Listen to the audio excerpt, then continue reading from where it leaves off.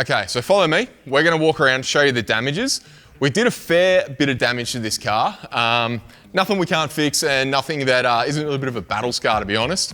But we're just gonna start up the back here. So first up, big whack into a tree, sort of bumped up a hill and whacked the canopy into a tree. So as you can see, it's torn through the wrap, giving the door a new profile, not the profile you kind of like. I thought it was a nice battle scar, but I reckon we're gonna have to fix that one. Along with the dints and the holes and the scratches, as you can see, the wrap's been a problem. We're gonna rectify some of these issues, but the wrap and the issue we've had with the wrap is Raptor-Coat is actually a great product. I'd never used it before, and then we Raptor-Coated this whole train canopy when we built it. Raptor-Coat's made for stuff not to stick. That means the wrap doesn't stick to it either. When you've got a car that's all branded up, looks pretty, but when the wrap starts coming off, it doesn't look so pretty. So we are gonna fix that problem. How we're gonna fix that problem, you're gonna find out. But let's move around to the front of the car and talk about some of the things I broke, some of the things that were actually awesome. Things that were awesome, laser lamps, killed it in the dark. Absolutely loved the laser lamps. A little bit down here, you might notice this fair lead. It's now silver, didn't used to be like that. What we actually used to run was a worn fair lead. Nothing wrong with the product. We misused this very bad and it essentially exploded. When the diff fell out of the car, when the leaf pack fell over, we had to winch it back in. So what we did is we had the winch under the car, pulling the car from the front to the back essentially, creating a lot of pressure, and this exploded. So I was told on the trip, no one's ever seen that happen before, so I feel like that's a success. We broke something that no one else has ever broken before. Other things that happened up the front of the car, I jumped it. I jumped the vehicle, which I thought was a great idea at the time. That resulted in blowing the front diff. As you can see, it's missing a lot of teeth. That became a pretty big problem when you don't have drive to the front of your car. What we did to fix that, we actually went into the Tyre Power in town, and I do want to give a chop out to Daniel and Cutler's Tyre Power. Saturday afternoon, actually nearly Saturday evening, they opened up Tyre Power for us so we could use the hoist, the tools we didn't have in the 79 to replace the front diff. And I also want to give a big chop out to Simon from Tough Dog, who brought a diff up from Sydney so we could replace that diff center. So that was a big job. You might see a little sneaky shot of how we broke that in here. That was a big job and not something I was planning on doing, but it was pretty cool. Moving around here, a couple little scuffs, nothing too bad. Very large dent in my snorkel. It basically touched a tree. When I say touched, it slammed into a tree very, very hard. So the snorkel has a nice battle scar there. Moving back here is probably one of the big ones. The door is not as structural as it used to be. I laid the car into a bank, clipped the mirror folded in, went past its stop point, crunched the whole door in, caved it in, bent the inside of the door as well. That also resulted in breaking, oh, here it is, breaking one of my favorite accessories because 79s don't have armrests, so that used to live there. But because the door's so bent, we no longer have an armrest, so passengers no longer ride in comfort in the 79. I thought it was a cool battle scar and I wanted to keep it because it was a good story, but to be honest, the door's lost all its structure. Because of that, the mirror rattles around, so we are gonna replace this door, which means rewrapping the car. I was pretty proud of it, to be honest. It was a cool one. I liked it. Moving back here, you can see wrap's blown off again, scratches through all the wrap. That same problem. All this wrap's come off because the Raptor-Coat's so good at not sticking. So I've actually Sikaflexed that wrap back on to try to keep it looking all right for now. And then probably one of the things that I was most disappointed about it damaging was my awning. I love this awning. When I did this, the car laid completely into a bank. The boys were like, keep going, and it was scraping into the bank and it tore the shit out of the awning. It looked like it was just the bag.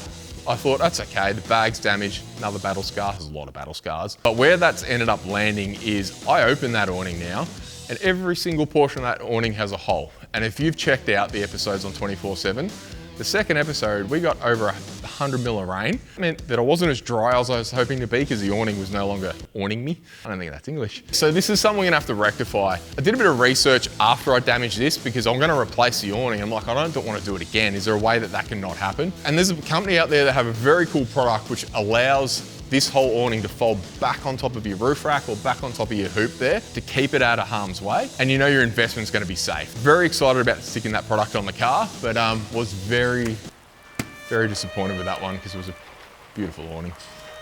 I don't know what else I'm talking about. So when we talk damages, I was on the trip and I actually started building a damage report. There's a big list in this phone, as you can see, and I'm not gonna run you through every single thing here because we'd be here all day. Nearly everything on this list got rectified as far as breakages and stuff go, when the mechanical breakages go on the trip, because we had to keep going. A couple of those mechanical breakages that I'm gonna touch on that are on this list, I broke the front and rear drive shafts at the exact same time. That was a day. Get the car out of the position it was in, get it on the side of the track, pull all the tools out, and then all the boys got stuck into helping me fix it. I'm no mechanic, and I'm glad the boys on the show are, because I'd be still stuck at Coffs Harbour if that wasn't the case. In the front end of the car, I bent the tie rods, I bent the drag links. I had to give Macca a call, and obviously Superior Engineering, a partner that's sort of with us and with Macca from Shed Life. They got me some new drag links and tie rod ends, shipped them down to Coffs Harbour, and again, Tyre Power chopped us out and helped us install those. Another big one on the list, and it was a showstopper. The rear diff fell out of this car. It didn't just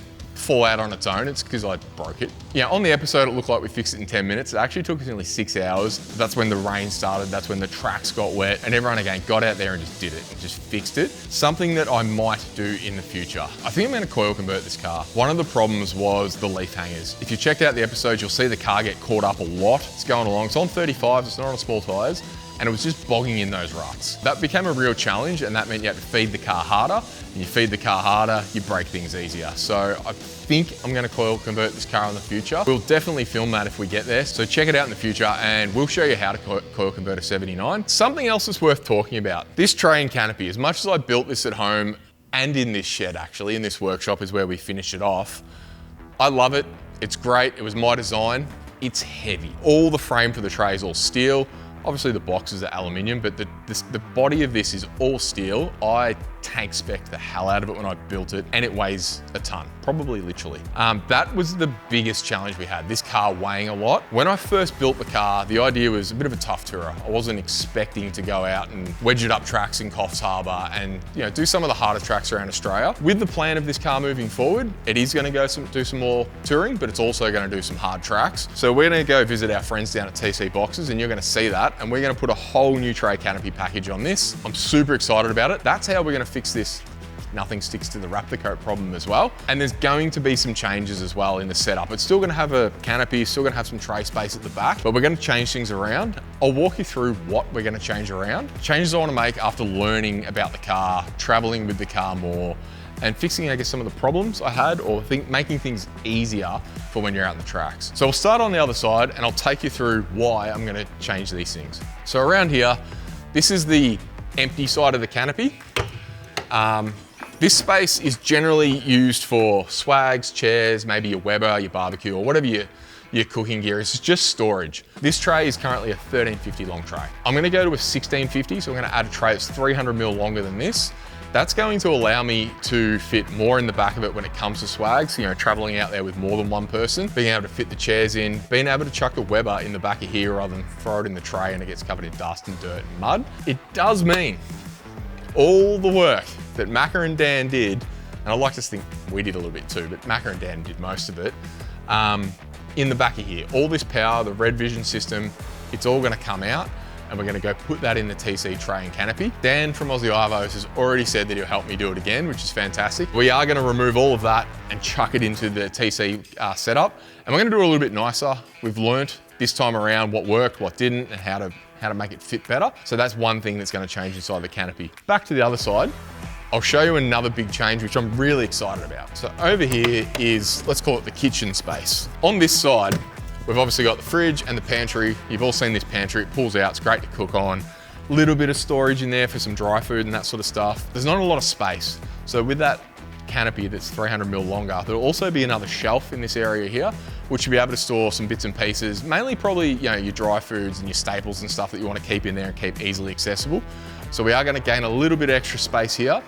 It does mean we're going to lose a little bit of extra space in the back, but that's okay. It's generally just firewood. There's also some very cool stuff, and you'll see it. When we get to TC, it's a brand new setup. They're new trays, they're new canopies. It's the first time they've done single cab. This obviously is a single cab. First time they've done single cab trays. It's their new TCX range, so new under-ute boxes, new canopy. The features are awesome.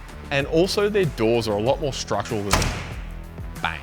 Their doors are a lot more structural than these. So that big dint you saw on the other side, hopefully if I can take a little bit of a whack in a canopy and it's not going to cave it in like it did on the other side. So now we've run you through all the bad stuff, let's take this rig down to TC Boxes for a much needed upgrade.